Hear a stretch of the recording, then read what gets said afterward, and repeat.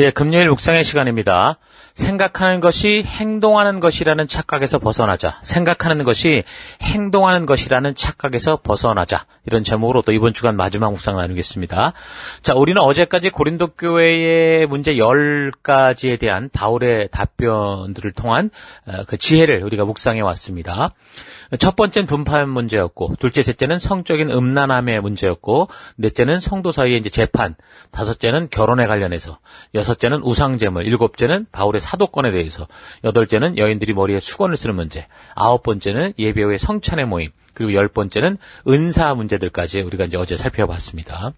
자, 아무런 자격이 없이 하나님의 사랑으로 구원을 받은 성도들이 모여 있는 곳, 그것이 이제 교회고, 이 땅에 하나님 나라라고 할 수 있는데, 우리들이 모여 있는 곳에서 당연히 나타나서는, 그러니까 그런 하나님께 부름받은 하늘나라 백성이 모여 있는 이런 장소에서 나타나서는 안 되는 일들이지만, 사실 지금 우리가 살핀 이 고린도의 교회 문제들을 볼 때 충분히 나타날 수 있는 일이다라는 거죠. 그래서 이제 우리는 무엇보다 스스로 겸손하고 겸손해야 된다고 그랬습니다. 왜냐하면 실력과 능력으로 우리가 구원받은 게 아니라 값없이 구원받았고 아무런 수준도 되지 않는 이 상태로 우리가 구원을 받았기 때문이죠. 그래서 우리는 하나님의 말씀을 바르고 빠르게 배워서 온전한 성도로서 말씀으로 가득 찬 말씀의 나무가 되어서 온전한 정체성, 하나님이 나를 창조하신 내가 누군가, 이런 온전한 정체성을 빨리 우리가 가질 수 있어야 됩니다. 그래서 나는 어떤 존재고 하나님의 자녀가 되었음에도 왜 지금 이 땅에서 살아가야 되는지, 그럼 이 땅을 살아가는 동안 어떤 정체성을 해가지고 어떤 가치를 따라 살아가야 되는지, 어떤 방법으로 살아가야 되는지 온전하고 바르게 알아야 되는 거죠. 그러니까 좋은 열매를 흉내내려고 하는 그런 삶도 뭐 중요하죠. 일단 뭐 좋은 그 어떤 모델을 보고 흉내내는 건 좋은 겁니다. 그러나 열매라는 거는요, 그렇게 흉내내서, 겉으로 흉내내서 바르게 생기는 게 아니라 그 바른 나무, 열매를 맺을 수 있는 바른 나무가 될 때 열매가 온전하게 맺혀지는 거죠. 그래서 요한복음 12장 24절, 내가 진정으로 너에게 말한다. 밀알 하나가 땅에 떨어져서 죽지 않으면 한 알 그대로 있고 죽으면 열매를 많이 맺는다. 그러니까 한 알의 밀알이 땅에 떨어졌을 때, 다시 말해서 성도가 예수님의 사랑으로 이 땅에 태어나서 이제 옛사람의 가치로부터 완전히 죽고 하나님이신 말씀의 가치를 따라 새롭게 살아갈 때, 그러니까 예수님께서 말씀하시는 빛과 소금과 같이 사라질 수 있는, 열매처럼 사라질 수 있는 건데, 이 땅에 떨어진 씨앗이 죽은 척하고 있으면 열매를 흉내내려고 하면 결국 제대로 되지는 않죠. 무너지고 마는 겁니다. 거짓이 드러나는 겁니다. 그러니까 옛사람의 가치로부터 완전히 죽지 않으면 비록 성도라고 불리우면서 교회당에 부지런히 모인다고 해도 결국 그 모임 앞에서 세상의 향기, 세속의 욕심을 따라가는 그런 회칠한 무덤 같은 그런 삶을 살게 되는 거죠. 유대인들을 보십시오. 뭐 특별히 뭐 아브라함의 자손으로 자들이 택함 받았다고 그랬는데 결국 예수님이 와서 그들에게 외친 것이 회칠한 무덤 같은 사람들아, 이렇게 얘기를 한 거 아닙니까? 그래서 우리가 이런 부분들, 이 열매를 맺는 법칙들을 잘 기억해야 되는 거 잊지 마십시다. 자, 이런 사실을 잊지 말고 고린도 교회 문제들을 우리가 계속 잘 살펴보면서 하나님 나라 백성다운 삶이 어떤 것인지를 잘 분별하고, 그래서 세속의 가치가 아니라 하나님 나라, 그 말씀의 가치를 따라 성실하게 살아가는 여러분과 제가 될 수 있기를 바랍니다. 자, 오늘은 이제 마지막 11번째 그 문제로서 육신의 부활에 관한 문제였죠. 이 그리스 철학에서 해결한 죽음의 의미는 뭐라고 그랬습니까? 육체로부터의 탈출이고 영혼이 아주 자유롭게 되는 거다, 그렇게 얘기를 했는데 그렇지 않다는 거죠. 반드시 육체의 부활도 있을 것이라고 하면서 그 증거가 바로 예수님이다 라고 바울이 이제 전하는 겁니다. 그러니까 예수님의 무덤은 분명히 빈 무덤이었고 그 몸이 부활한 것을 본 많은 증인들이 있다라는 겁니다. 게바, 그러니까 베드로에게도 나타나셨고 다시 12제자에게도 나타나셨었고, 또 한 번은요, 예수님이 이제 부활하시고 난 후에 승천하시기 전에 500여 명이 넘는 그리스도인 형제들에게도 나타나셨다라는 겁니다. 근데 바울의 이 증언은 뭐냐면 그들 가운데 죽은 사람 몇 명 빼고 지금 대부분 그 증인들이 다 살아있다, 증인들이 지금 있다 얘기를 하는 거죠. 또한 그 후에는 예수님의 육신의 형제였던 야고보에게도 나타나셨고, 그 맨 마지막으로는 자기를 만났다. 내가 누구냐? 너희처럼 죽은 몸의 부활을 절대 믿지 않고 핍박을 일삼던 팔싹둥이 같은 이 난폭자 나에게도 나타나셨다. 그러니까 자기도 증인이라는 거죠. 예수님은 분명 그래서 죽음에서 부활하신 부활의 주님이시다라고 말하는 겁니다. 그러므로 이 몸의 부활은 반드시 있을 건데, 한 씨앗이 심겨지면 그 완전히 다른 모습으로 싹이 나는 것처럼 하나님께서 하늘에 속한 그런 새로운 몸으로 우리를 부활케 하신다라는 겁니다. 그 하늘에서 마지막 나팔 소리가 들릴 때 죽었던 모든 그리스도인들이 순식간에 결코 죽지 않는 새로운 몸을 가지고 다시 살아날 거고, 또 누군가 그때까지 만약에 살아 있다면 그들 또한 한순간에 새로운 몸을 지내게 될 거다. 그렇게 이제 확실하게 전하는 거죠. 그래서 여기 바울은 여기 이제 15장에서 아주 상당히 자세하게 부활에 대한 이야기를 하는데, 바울은 이 그러니까 죽은 사람의 부활이 없다면 우리가 믿는 게 이게 다 헛것이다, 이렇게 말할 정도로 확실한 부활에 대한 믿음을 가지고 있었습니다. 그래서 부활을 통해 영원한 하나님 나라에 산다는 이 약속이 없다면 누가 이 땅에서 이 본능과 욕심대로 즐기며 한평생 살아갈 수 있는 이런 욜로 인생을 마다할 수 있겠냐, 그렇게 얘기를 하는 거죠. 부활은 반드시 있다. 우리에게 새로운 세계가 있다라는 걸 얘기를 하는 겁니다. 그리고 이 세상에 살아가는 이 길어 보이는 세상이 불과 100년밖에 안 되지만 우리가 이제 살아갈 진정한 우리의 정체성을 가지고 살아갈 그 나라는 영원한 나라다라고 얘기를 하는 거죠. 그럼 마침 지금 이번 주간이 고난 주간인 거 아시죠? 특별히 오늘 우리 금요일 묵상하는 이 금요일은 우리 예수님께서 우리 죄를 대신해서 십자가를 지시고 골고다의 고통을 당하시며 십자가에 죽으신 날로 우리가 기념하고 있습니다. 그리고 그 죽음으로부터 3일 뒤인 이제 주일 새벽에 부활하시게 되는데, 우리는 바로 이 부활의 신앙을 믿는 사람입니다. 예수님의 죽음만 믿는 것도 온전한 복음이 아니에요.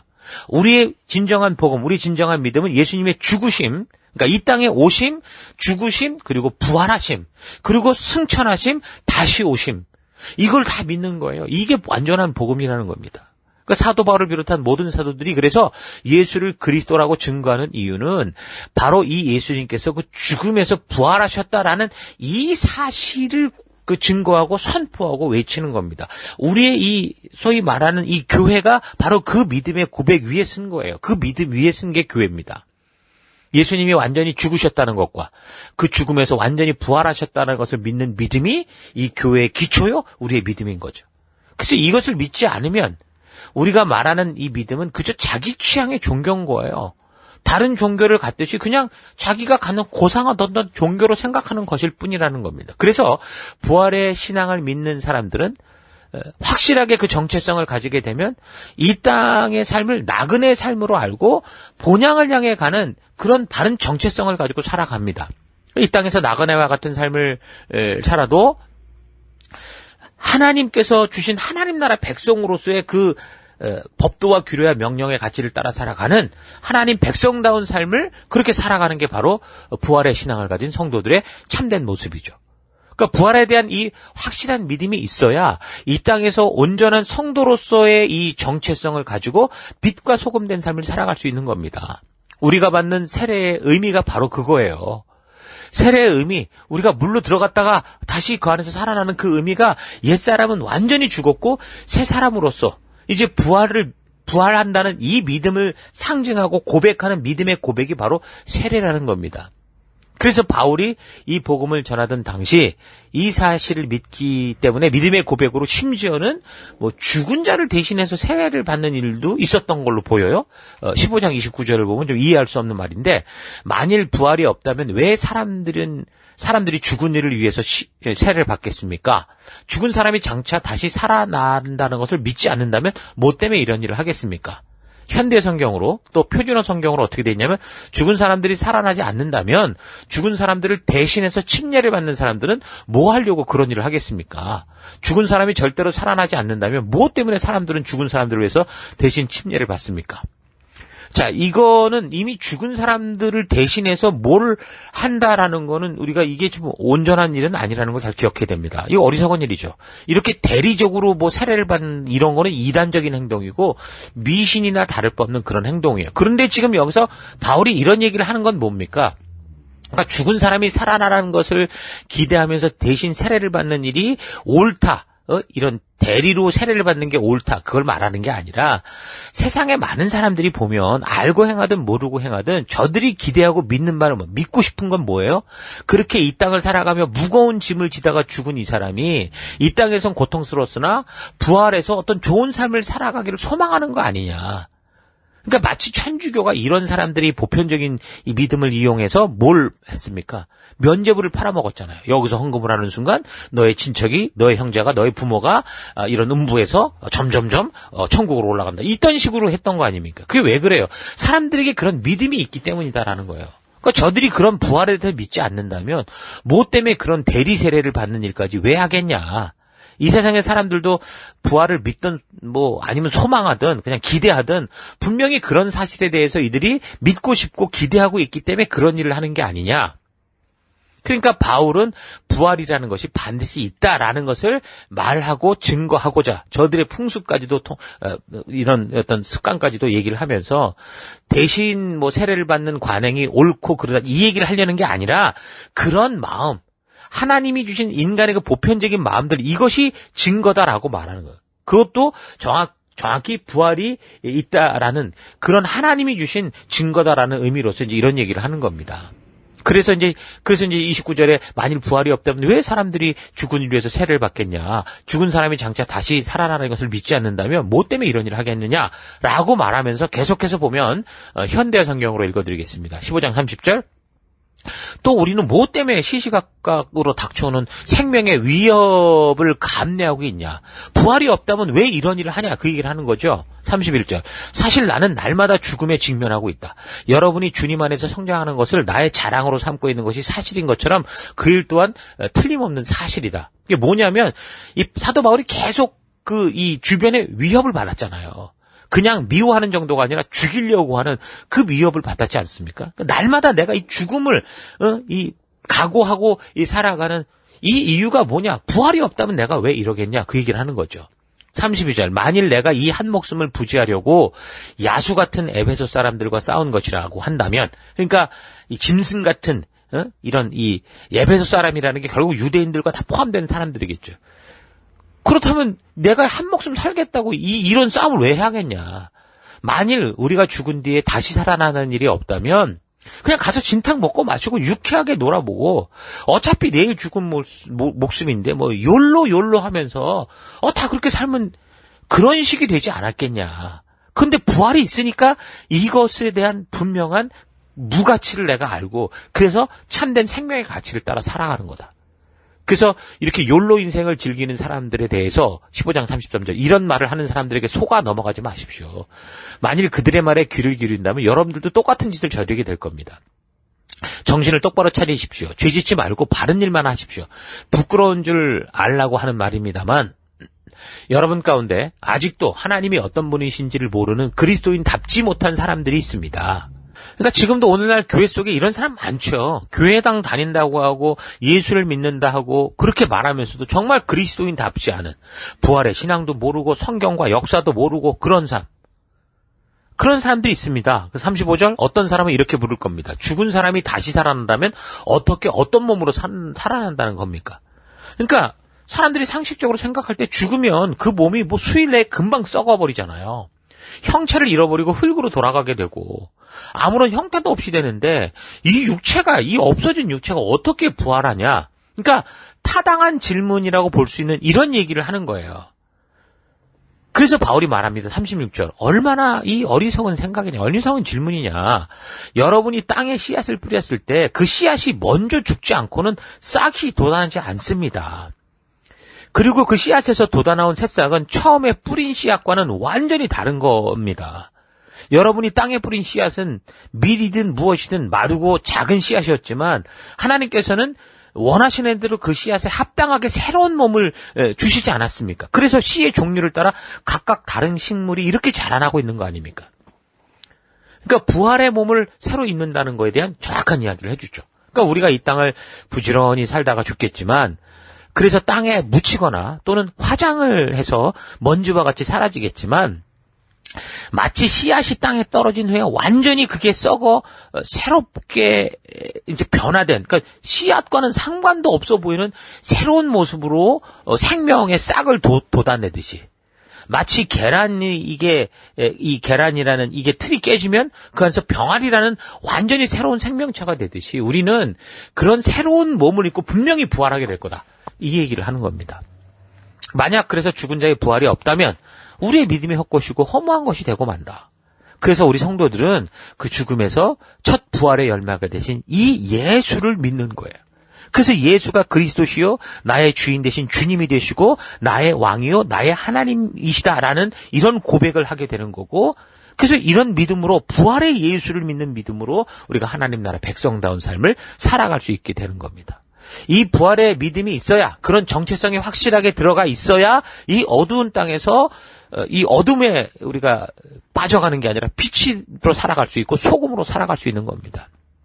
그래서 바울은 이 부활에 대한 바른 믿음의 중요성을 15장에서 비록 한 장이지만 이 58절이나 되거든요. 굉장히 길어요. 이 긴 이야기를 통해 성도들에게 참된 이 정체성을 알게 하면서, 그러니 굳게 서서 흔들리지 말고 주님의 일에 항상 힘써라. 너희들이 지금 주님의 진심을 전하기 위해 애쓰고 수고하는 이 전도의 삶, 증인된 삶이 결코 헛되지 않을 거다. 힘내라. 그렇게 격려하는 겁니다. 야, 근데 우리가 만약에 이렇게 주님의 진심을 전하는 일에 애쓰고 수고하지 않는다면 이게 또 뭡니까, 이건 또. 그래서 우리가 부활의 신앙을 통한 우리의 정체성들을 확실하게 알고, 그것을 알아야 이 어두운 땅에서 빛된 삶을 살아갈 수 있다는 걸 알고 말씀으로 바르게 무장되길 바랍니다. 여러분들도 성도요, 그래서 이 세상에서 변함없이 빛과 소금의 길을 걷는 그런 존재입니다. 그렇다면 당연히 이 세상에서 부활의 믿음을 바라보며 바르게 사명으로 준비되지 않으면 그냥 이 세상의 유혹과 즐거운 거, 여기에 이런 것만 봐도 힘든 거예요. 쟤네는 즐기면서 살아가는데 왜 나는 못해? 살아가는 것 자체가 힘들고 어렵다고 느낄 수 있을 겁니다. 왜 그런 생각이 드냐? 지금 만약에 여러분이 그런 생각이 든다면 이미 부활의 신앙의 근거한 정체성을 슬슬 잊어가고 있기 때문이죠. 여러분, 이 땅이 마지막이라고 생각하면서 육체의 본능과 욕심을 따라 쾌락을 즐기며 살아가는 사람들과 비교하는 삶을 살면 그 비교 자체로 인해서 스스로 고통을 당하며 살아갈 수밖에 없습니다. 그래서 교회를 다니면서 늘 투덜투덜거리고 세상을 흉내내려고 하는 그런 일들이 자꾸 벌어지는 거죠. 그래서 우리는 이 부활의 신앙에 대한 이 확고한 믿음을 가져야 되고, 부활 신앙으로 말미암는 정체성을 확실히 가져야 됩니다. 그래서 이 땅을 살아가는 동안 우리의 본향이 천국이다, 나는 하나님 나라 백성이다 라는 이 사실을 잊지 않고 이 땅에서 하나님 나라 백성다운 그 가치, 하나님의 법도와 규례와 명령을 따라 하나님 백성답게 살아가는 우리가 되어야 되는 거 잊지 마십시오. 오늘 이 시대에 왜 이렇게 사람과 사람이, 나라와 나라가, 또 단체와 단체가 싸우고 악유다툼을 벌이는 겁니까? 지난번에도 몇 번 말했던 것처럼 이 욜로족과 같이 현재 이 세상의 시간은 다시 오지 않기 때문에 즐겨야 한다, 이런 생각이 그 뿌리에 있는 거죠. 다시 말해서 이 세상은 영원한 세상을 살아가기 위한 준비의 시간뿐이다라는 사실을 믿지 않기 때문에, 그러니까 이 땅 한 번 가면 그만인 이 세상에서 이 몸을 왜 아끼냐, 이걸 왜 아끼냐. 그러니까 이 세상이 자꾸 귀중하고 소중하고 내 몸과 내 욕심과 내 본능이 자꾸 이제 중요하게 생각되는 거죠. 그래서 이 땅에서 배부르게 살고 내가 원하는 대로 살게 할 수 있는 그거 뭡니까? 돈이죠. 돈에 모든 삶의 목적을 걸고 그렇게 평생 돈 하다가 그렇게 이제 썩어 죽어가는 거죠. 그렇게 이 땅이 목표가 되어버리니까 내가 즐기며 가진 것을 많이 늘리려고 하고 그걸 뺏으려고 하면 싸우게 되고 다투게 되고 죽이게 되고 적이 되고, 그래서 그런 적들이라면 언제라도 내가 짓밟고 누르고 나만 이 땅에서 정말 내가 내 만족과 유익을 위해 살면 그만이다, 그런 생각을 하게 되는 겁니다. 자, 이렇게 부활의 신앙을 잊어버리고 이 세상이 마지막이라고 생각하는 세속의 원리가 오늘날 교회 안에 성도들에게까지 지금 너무 깊이 침투하게 돼서 영원한 왕 우리 주 예수 그리스도가 단지 어떻게 됐어요? 알라딘의 램프 속의 요정 지니로 둔갑하고 말았죠. 그래서 생명을 추구할 교회에서 번영을 추구하고 희생과 사랑과 헌신을 추구할 성도들이 하나님까지 동원시키고 예수님을 이용하고 성령을 이용해서 더 많은 것을 쉽게 볼 수 있는 방법들에 빠지는 신비한 신앙, 기복신앙에 심취하게 되는 겁니다. 번영신학에 쉽게 빠져들게 되는 거죠. 긍정하는. 그래서 이 세상의 목적인, 이 세상이 목적인 사람과 이제 다가올 세상이 목적인 사람의 삶은 완전히 다를 수밖에 없죠. 이제 올림픽 출전을 앞둔 그런 축구 선수와 그냥 동네에서 조기 축구하는 선수들의 삶의 태도는 완전히 다릅니다. 여러분, 태능 선수촌을 살펴보십시오. 단지 예를 들어서 4년 만에 그 올림픽이 열릴 때 그 경기를 단 12초 안에 끝내야 돼. 12초를 달리고 모든 게 끝나는 100m 달리기 선수들을, 그들의 삶을 보십시오.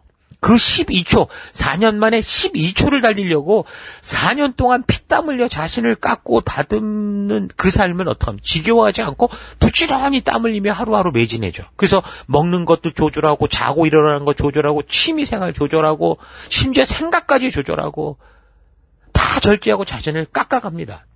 그러니까 목적이 있는 사람, 자기가 가는 끝을 아는 사람들이 살아가는 오늘이라는 시간을 대하는 태도는 완전히 다르죠. 내 목표가 저 끝에 있는데 오늘 여기서 모든 걸 탕진하지 않습니다. 그러니까 천국에 소망을 둔 사람들이 바로 그런 성도들인 거예요.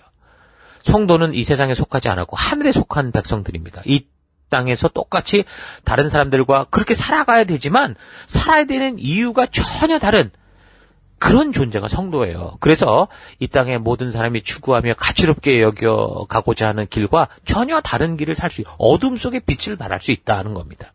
그 길은 지금은 좁고 험하지만 그 길의 끝인 영생의 장소 천국과 닿아 있다라는 이 길, 이 믿음을 가지고 걷죠. 그래서 눈에 보이는 현재 상황과 환경이 어떠하든 그런 사람은 천국으로 가는 그 길을 선택해 갑니다. 그게 좁은 길이든 험한 길이든 넓은 길이든 뭐 어떤 길이든 그 길로 가는 귀한 존재가 되죠. 부활의 신앙은 너무너무 중요한 겁니다. 여러분 이런 사실 잊지 마시고 특별히 이 고난 주간을 통해 더더욱 이런 부활의 신앙의 정체성을 갖는 귀한 시간이 되기를 바랍니다. 예, 오늘 하루 나는 하늘에 속한 자답게 살아가고 있는지 아니면 이 땅이 모든 것이라고 믿고 살아가고 있는지 주 안에서 솔직하게 생각해 보십시다. 잘 측정이 안 되고 추측이 안 되면 지금 내가 쓰고 있는 시간들이 어디에 많이 쓰이는가를 보십시오. 또 내가 쓰고 있는 돈이 어디로 많이 들어가고 있는지를 보십시오. 분명하게 알 수 있게 될 겁니다. 내가 생각하는 것보다 내가 현실에서 보이고 있는 내 행동이, 내 말이 나의 현재의 생각과 상태를 보여주는 진실한 온도계가 될 겁니다. 사람은 생각을 하는 위대한 존재인데 생각하는 것이 마치 행동하는 것처럼 착각하며 살아가는 존재이기도 합니다. 그러니까 아는 것이 힘이다라는 말을 어떤 가치로 여기고 살아가는 유교적 성향의 사람들은 더더욱 생각하는 것이 행동하는 것과 같다고 착각을 하거나 정말 그게 행동이다라고 믿고 있는 경우가 있습니다. 그러나 그렇지 않습니다. 사랑한다고 생각만 하는 것과 사랑하는 대로 행동하는 것은 전혀 다른 결과를 만들어내죠. 그러니까 생각하는 것과 행동하는 것은 다르다라는 사실을 여러분 절대로 잊어서는 안 됩니다. 정말 생각하고 있다면 행동으로 그것을 확실하게 증거하고 증명해야 됩니다. 그러니까 부활의 믿음을 가진 성도라고 생각한다면 우리가 언젠가 주님 앞에서 새로운 몸을 입은 영광스러운 존재로 부활하게 될 꿈을 가지고 정말 천국의 소망을 두고 살아가는 그런 행동의 열매를 바로 이 삶에 이 순간에 우리가 맺어야 되는 거죠. 그래서 오늘 나는 내 삶의 길을 내 스스로 선택할 수 있습니다. 그런데 그렇게 내 스스로 뭔가를 선택할 수 있지만 그렇게 한번 선택을 하고 나면 그 선택한 결과는 완전히 나의 능력 밖이 되죠. 내가 선택한 결과로 나타난 지나간 과거는 내가 어떻게 할 수 없는 것으로 가버렸습니다. 그래서 우리는 오늘이라는 이 시간에 흘러간 내가 어쩔 수 없는 과거에 얽매여 살아서는 안 되고 내가 만들어갈 수 있는 미래를 위한 선택을 바르게 하며 살아가는 그런 존재가 되어야 됩니다. 우리에게 미래를 결정할 수 있는 능력이 있습니다. 근데 그거는 딱 어떤 기회가 있죠. 바로 오늘, 지금이라는 순간입니다. 우리는 영광스러운 천국을 선택할 수 있는 자유의지를 지닌 존재입니다. 반대로 고통스러운 지옥을 선택할 수도 있는 존재인 거죠. 오늘 나는 무엇을 선택하겠습니까? 하나의 씨앗이 땅에 떨어져 그 형체가 완전히 없어져 전혀 다른 존재, 우미 돋고 싹이 나듯이 우리의 몸과 영도 그럴 겁니다. 이 세상이 마지막인 것처럼 살아가지 마십시다. 영원한 천국의 백성들이요 그것을 유업으로 받은 자로서 각자 보낼받은 살아가는 삶의 현장에서 하나님 나라의 법도와 규례와 가치를 따라 살아가는 우리가 되어야 됩니다. 이거는 생각만으로 되는 게 아닙니다. 하나님 주신 말씀의 가치를 따라 그 말씀대로 실천하고 순종하고 행동하는 삶을 통해 이루어집니다. 자, 그러므로 여러분 스스로의 생각에 속지 마시고 내 생각하는 것을 삶으로 드러내는 믿음의 삶을 살아가십시다. 그래서 오늘 하루 내가 속한 곳에서 생각만 하는 삶을 넘어서 나의 생활과 삶에서 드러나는 그리스도가 향기나는 그런 삶을 살아갈 수 있기를 주의 이름으로 축원합니다. 자, 오늘 하루도 힘내십시오. 잠시 기도하겠습니다. 하나님, 교회를 다니고 있으니까 내가 믿는다고 생각을 하고 있으니까 내 스스로를 성실한 주의 자녀라고 생각하면서 삶의 현장에서는 전혀 말씀대로의 변화가 없음에도 불구하고 나 혼자 착각하고 의로운 것처럼 살아온 것을 회개합니다. 이 땅은 나의 본향, 나의 모든 것이 아니라 그것이 지옥이든 천국이든 영원한 곳에서 살게 되는 과정이다라는 그런 것을 잊지 않고 이 땅을 살아가는 동안 참된 말씀의 가치를 따라 걷는 내가 되기 원합니다. 눈앞에 보이는 현실을 따라 삶의 방향을 이리저리 바꾸는 삶이 아니라 내가 가야 할 끝을 보고 오늘의 갈 길을 정할 수 있는 그런 내가 되길 원합니다. 하나님, 내가 교회를 다니며 말씀을 알고 예수님을 알고 하나님을 안다고 생각하는 것과 내가 하나님의 자녀답게 사는 것은 그렇게 행동하는 것은 다르다라는 사실이 있지 않고 주께서 알게 하신 것처럼 살아가는 그런 내가 되기 원합니다. 그런 길 걷기 원합니다. 오늘도 그런 말씀과 생각하는 것과 행동이 일치하고 주의 길을 따라가는 그런 백성 삼으실 것을 감사드리고 예수님 이름으로 기도했습니다. 아멘.